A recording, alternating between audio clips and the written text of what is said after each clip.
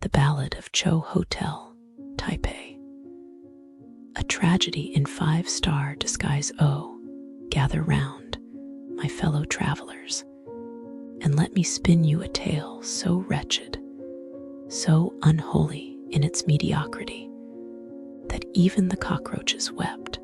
This is the story of Cho Hotel, Taipei, a place where dreams go to die, where hospitality is a myth whispered by fools, and where the only thing luxurious is the audacity of their pricing. Let me begin with the grand entranceo, the lobby. A rustic vibe, they said.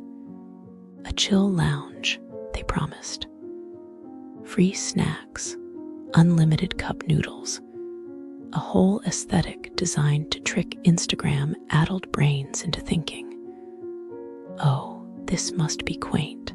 But darling, let me tell you, quaint is just a fancy word, for we didn't bother fixing anything. Act I, the room of horrors. I step into my superior triple room. Superior to what? A prison cell. And what do I see? A live cockroaches, a living, breathing, free-range roach doing the cha-cha across the carpet.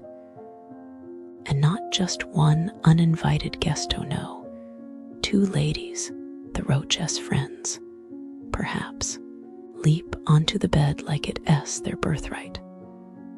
I call reception shaking, because bugs in a hotel are not a quirky feature. They are a crime against humanity. The staff, no apology, just a dead-eyed, oh, we just cleaned. Maybe that's why it crawled out. Why this is bad.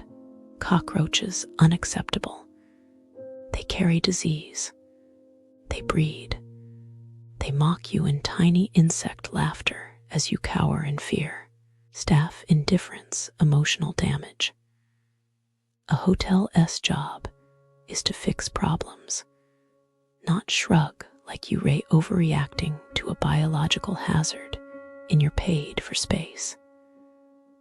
Act I, the great room swap, into something worse. They move me to a new room smaller, no mirror. How dare they deny me my vain moments? And a bathroom so tiny, I had to exhale to fit inside. The luggage. Oh, we prayed no roaches hitched a ride home. Why this is bad. Downgrading scam. If I pay for superior, I don't expect downgraded misery.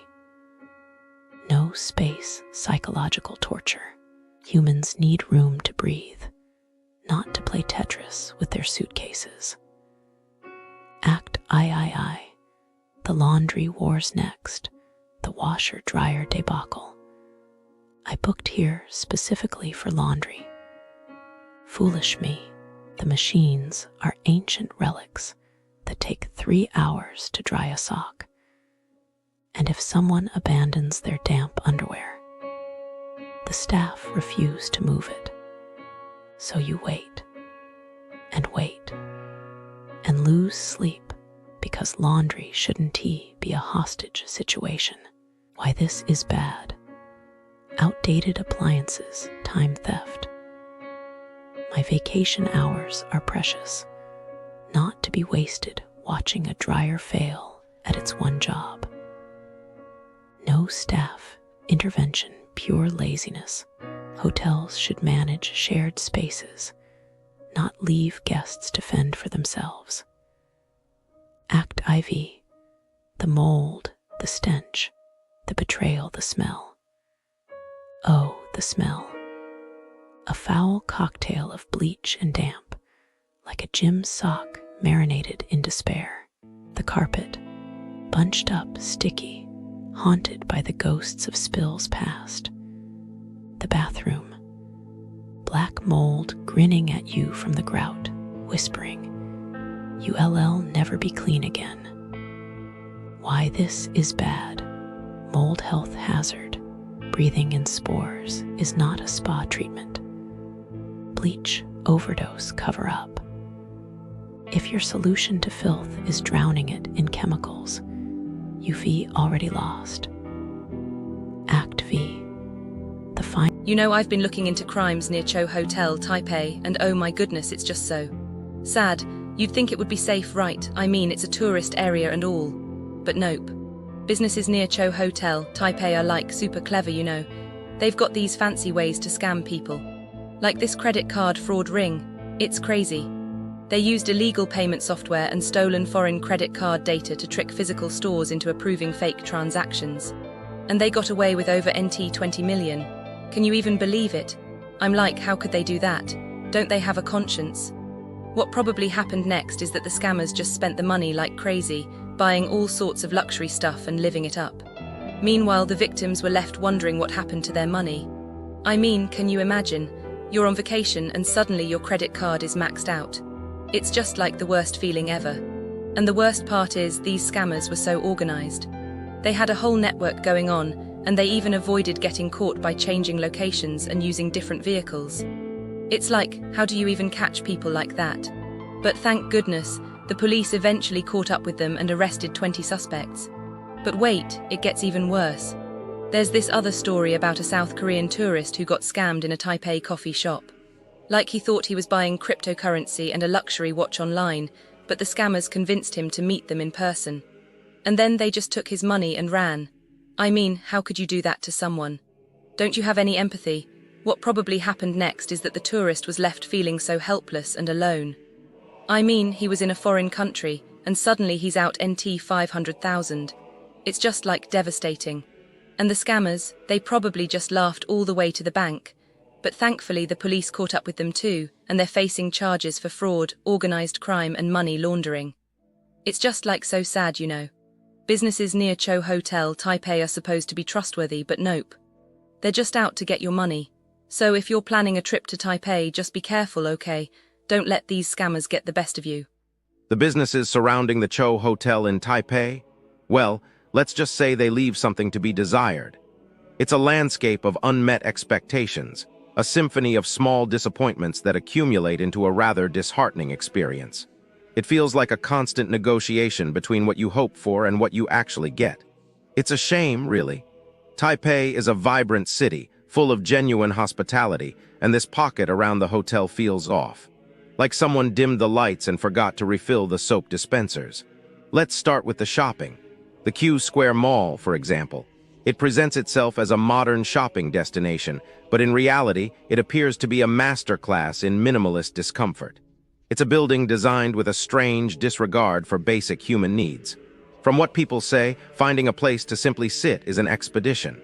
And forget about a regular toilet, you're often left with options suitable for, well, significantly smaller patrons. It's almost as if they've decided convenience is a luxury only for giants. The complaints don't stop there. Apparently, customer service there is, let's call it, spirited. One person recounted a truly baffling encounter with a service representative, Miss Wang, who seemed actively determined to argue rather than assist. It's a unique talent, really, transforming a simple parking inquiry into a personal battle of wills. And then there's the matter of returns. If you're foolish enough to purchase a faulty item, a $1,000 watch that breaks in 3 months, for instance, be prepared for a gauntlet of bureaucratic hurdles and accusations. It's a lesson in the art of the impossible. This isn't just a mall, it's an obstacle course. And the shady currency exchange practices? Don't even get me started.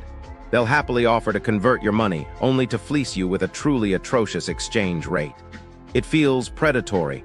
It honestly makes my stomach turn. It's the kind of tactic you'd expect from a back alley deal, not a legitimate business. It's disheartening, frankly, to see such blatant disregard for fair practice. Now let's talk about relaxation.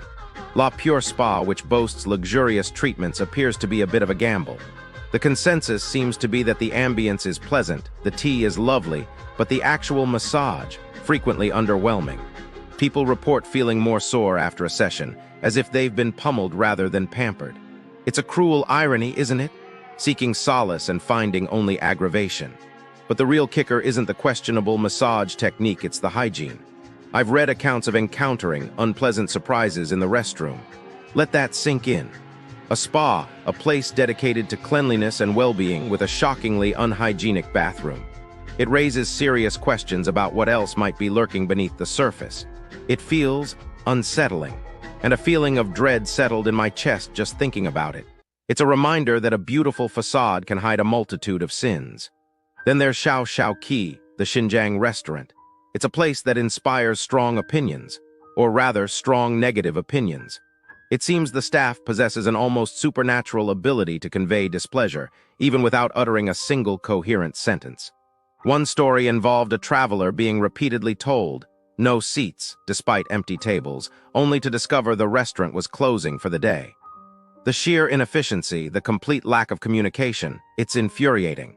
They seem to specialize in making you feel unwelcome.